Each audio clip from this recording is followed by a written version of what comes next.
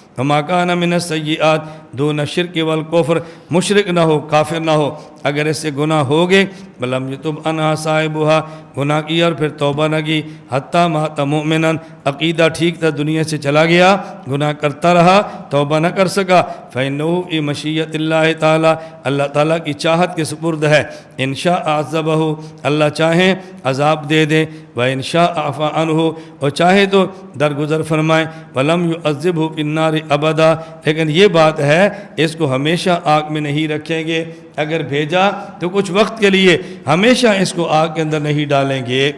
میں نے ایک بات پہلے کی تھی، آپ کو یاد ہوگا، میں نے کہا کافر کو جہنم میں بھیجیں گے تو عذاب ہوگا، مومن کو جہنم میں بھیجیں گے تو تزکیہ ہوگا۔ عذاب کہتے ہیں ایلام الحی علی سبیل الہوان، زندہ آدمی کو تکلیف دینا ذلیل کرنے کے لیے، اور تزکیہ کہتے ہیں تکلیف دینا اس کو پاک کرنے کے لیے۔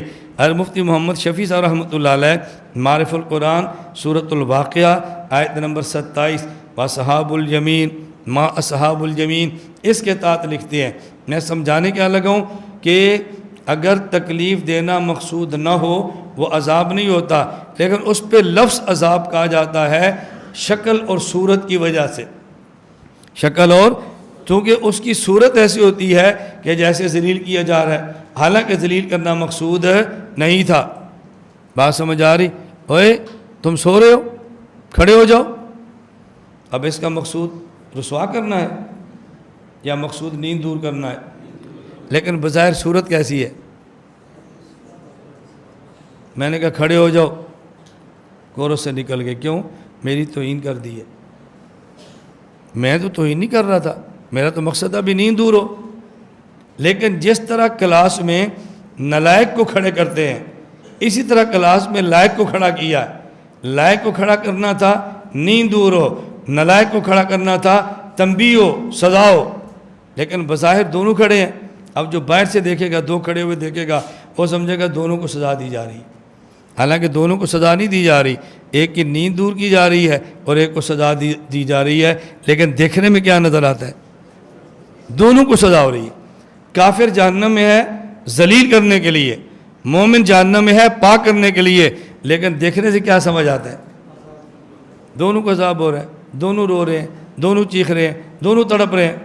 مفتی محمد شفیع صاحب فرماتے ہیں اصحاب یمین دراصل مومنین متقین اور اولیاء اللہ ہیں، گناہگار مسلمان بھی ان کے ساتھ مل جائیں گے، بعض تو محض اللہ تعالیٰ کے فضل سے، بعض کسی نبی ولی کی شفاعت سے مغفرت اور معافی ہو جانے کے بعد، اور بعض کو عذاب ہوگا مگر اپنے گناہ کا عذاب بھگتنے کے بعد یہ بھی گناہ سے پاک صاف ہو کر اصحاب الیمین کے گروہ میں شامل ہو جائیں گے، کیونکہ گناہگار مومن کے لیے جہنم کی آگ در حقیقت عذاب نہیں بلکہ کھوٹ سے پاک صاف کرنے کی ایک تدبیر ہے۔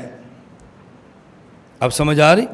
یہ جو مومن کے لیے جہنم کی آگ در حقیقت عذاب نہیں بلکہ کھوٹ سے پاک کرنے کی ایک تدبیر ہے، تو چونکہ بظاہر دونوں ایک جیسے ہیں اس لیے عذاب کا لفظ بول دیتے ہیں۔ دیکھنا بیان القرآن سورۃ الفرقان آیت نمبر 69 وَيَخْلُدْ فِيهِ مُحَانًا، حکیم الامت ثانی فرماتے ہیں مومن گناہگار کے لیے عذاب میں زیادتی اور خلود نہ ہوگا، جتنا جرم ہے اتنی سزا، اس سے زیادہ نہیں ہوگی، اور ہمیشہ بھی نہیں رکھیں گے، بلکہ اس کا عذاب اس کو پاک صاف کرنے کے لیے ہوگا، نہ کہ اہانت کے لیے۔ لفظ عذاب کا بولا جا رہا ہے لیکن مقصود پاک صاف کرنا۔ تفسیر عثمانی سورہ بقرہ آیت نمبر 90 وَلَهُمْ عَذَابٌ مُّهِینٌ، اس سے معلوم ہوتا ہے ہر عذاب ذلت کے لیے نہیں ہوتا، بلکہ مسلمانوں کو جو ان کے معاصی پر عذاب ہوگا گناہوں سے پاک کرنے کے لیے ہوگا، نہ بغرض تذلیل، البتہ کافروں کو بغرض تذلیل عذاب دیا جائے گا۔ اب اس سے بھی کیا پتہ چلا کہ مقصود کیا ہے؟ پاک کرنا۔ لفظ کون سا بولا جا رہا ہے؟ عذاب، چونکہ دیکھنے میں دونوں ایک جیسے نظر آ رہے ہیں۔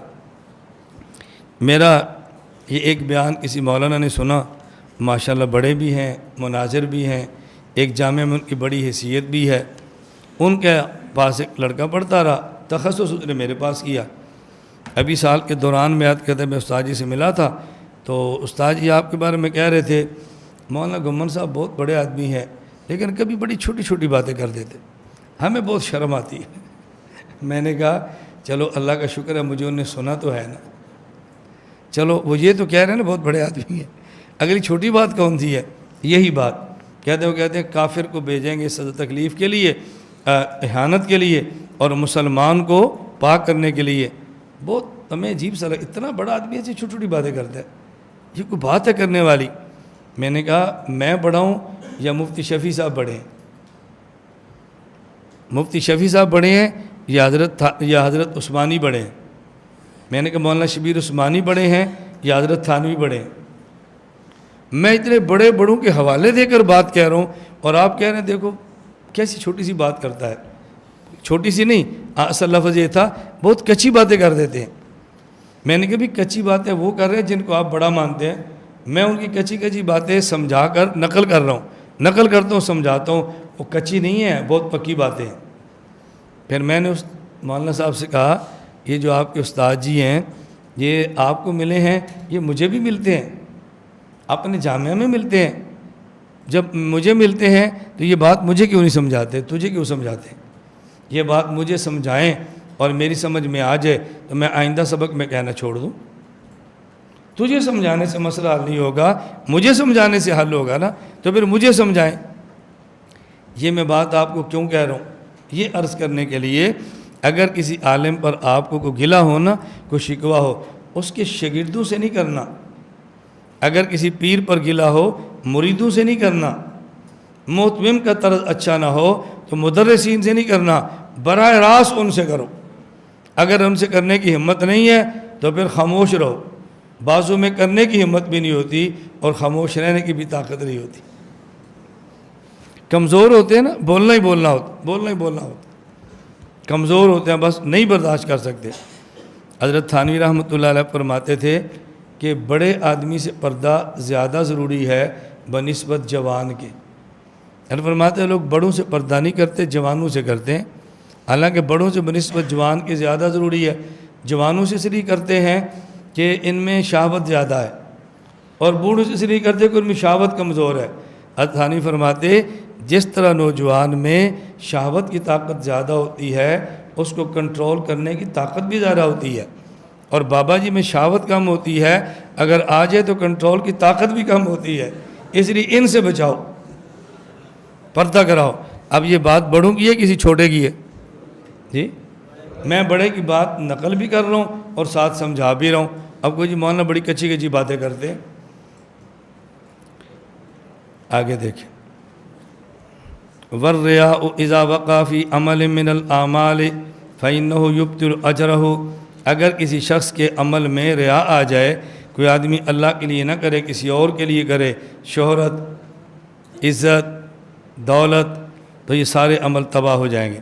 وَكَذَلِكَ الْعُجْبُ، عجب کا معنی خود کو اچھا سمجھے اور دوسرے کو بھی سمجھے، یہ عجب نہیں ہے۔ خود کو اچھا سمجھے اور دوسرے گھٹیا سمجھے، یہ عجب ہے۔ آدمی اپنی نظروں میں چھوٹا ہو اور دوسروں کی نظروں میں بڑا ہو، اس کو عجب نہیں کہتے۔ یہ بات اچھی طرح سمجھنا۔ بھائی آپ کسی بندے سے استفادہ کب کریں گے؟ جب اس کو بڑا سمجھیں گے یا اس کو چھوٹا سمجھیں گے؟ استفادہ تب کریں گے جب اس کو بڑا سمجھیں گے۔